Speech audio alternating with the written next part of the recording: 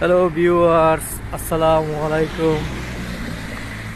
আজকে আমাদের এখানে প্রচণ্ড তুষার বৃষ্টি হচ্ছে। তুষার বৃষ্টিতে কোনো কিছু দেখাই যাচ্ছে না, একদম পুরা রাস্তাঘাট পুরা সাদা হয়ে আছে।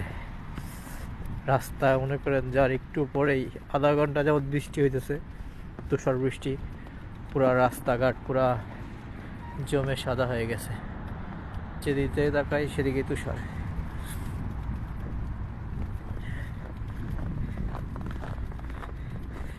তুষার আইসার চোখের ভিতরেও পড়তেছে অনেক, এক ভীতিকর অবস্থা একদম।